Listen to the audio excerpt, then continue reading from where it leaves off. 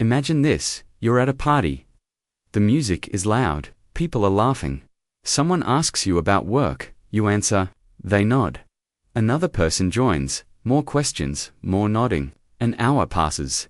Your brain feels like it just ran a marathon while your body stood still. You excuse yourself to the bathroom not because you need to go, but because you need the walls to stop talking. Everyone else seems fine. They're still going. You feel broken. This is called social fatigue, and you're not broken. You're just running a different operating system than the people who can party until sunrise. While they out here with infinite social stamina, you reworking with a battery that drains faster than a phone with 200 apps open. The difference isn't about being shy or introverted. It's about how your brain processes human interaction at a neurological level. Here's the mechanism. Every conversation you have requires your brain to perform multiple tasks simultaneously. You're reading facial expressions, decoding tone, predicting what to say next, monitoring your own body language, suppressing the urge to look at your phone, all while pretending you care about someone's opinion on cryptocurrency. For some people, this process is automatic. Their brains have optimized these social scripts so well, it barely costs them any mental energy. They're running on autopilot. But your brain doesn't autopilot. It manual transmissions through every interaction.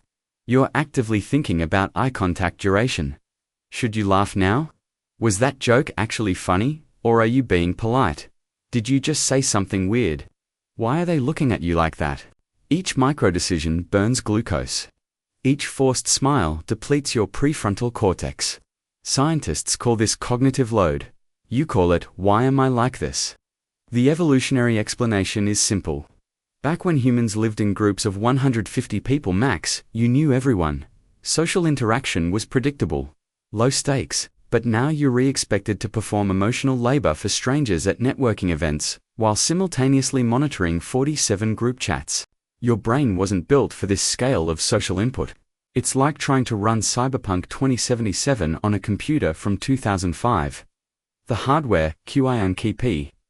Now, here's where it gets interesting. The people who don't get exhausted aren't better at socializing. They're just better at not caring. Their brains have lower activation in the areas responsible for self-monitoring and social anxiety. When they talk, they're not running a background program analyzing every word. They just talk. They just exist. Meanwhile, you're over here rendering every conversation in 4K with director's commentary. This is amplified if you're high in trait neuroticism. That's not an insult, it's a personality dimension. High neuroticism means your brain has a more sensitive threat detection system. When you're socializing, you're subconsciously scanning for signs of rejection or judgment. Every pause in conversation gets interpreted as awkwardness. Every laugh that doesn't include you feels like exclusion. You're not paranoid. Your amygdala is just working overtime trying to keep you safe from social threats that probably don't exist. Then there's the dopamine issue. Socializing releases dopamine for most people. It's rewarding. It's fun. But if your dopamine system is dysregulated through depression or ADHD, or just genetic bad luck, social interaction might not give you that reward at all. You're doing all this work and getting no chemical payoff. It's like grinding in a video game where the XP bar doesn't move. Eventually, you ask yourself, why am I even playing this? Introverts get blamed for social exhaustion, but that's not the full picture. Introversion just means you recharge alone and drain in groups. But you can be an extrovert and still feel socially exhausted if you're restuck with people who don't match your energy. If you read deep and philosophical and everyone around you is talking about Love Island, your brain is getting stimulated. It's getting drained by boredom masked as politeness. You're not antisocial. You're just incompatible with NPC. The takeaway here is brutal. Society expects you to perform unlimited social availability. Open offices, constant meetings, networking events, group projects, brunches, happy hours. It never ends. And if you can't keep up, you're labeled difficult or antisocial or not a team player. But the truth is, most social interaction is performative nonsense. Small talk is a social tax you pay to exist in civilization. You're not weird for finding it exhausting. You're just honest about the cost. So what do? First, you stop apologizing for your battery life. You don't owe anyone an explanation for why you can't do back-to-back social events. You wouldn't apologize for needing sleep. This is the same thing. Your brain needs recovery time. Schedule it, protect it, treat it like a doctor's appointment, because functionally, it is. You're preventing burnout. Second, you optimize your social exposure. Quality over quantity. One deep conversation with someone who gets you is worth more than 5 hours of surface-level networking. Stop accepting invitations out of obligation. If it does unenergize you, or serve a purpose, you actually care about it. A waste of your limited social budget. Be strategic. Be selfish. Your mental health isn't a democracy. Third, you recognize that leaving early isn't rude. Staying when you're depleted is rude.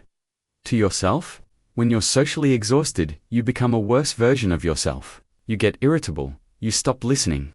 You check out mentally while nodding physically. That's not presence. That's a ghost haunting a conversation. Better to leave at 70% capacity than collapse at 0. And finally, you accept that you're replaying a different game than the people who thrive in constant social chaos. They're not better, they're not more successful. They're just wired differently. Your depth is your strength.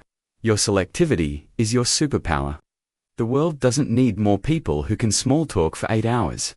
It needs people who can think clearly, who can create, who can be alone with their thoughts without spiraling. The cynical truth nobody tells you is this. Most people socialize, not because they enjoy it, but because they're terrified of being alone with themselves. They need the noise. They need the distraction. You don't, and that makes you dangerous in the best possible way. You've learned to exist without constant external validation. You've built an internal world rich enough to sustain you. That's not exhaustion. That's evolution. So the next time someone asks why you're leaving after an hour, don't explain, don't justify. Just say you have somewhere to be. That somewhere is peace. And peace isn't something you find at parties. It's something you protect by knowing when to walk away.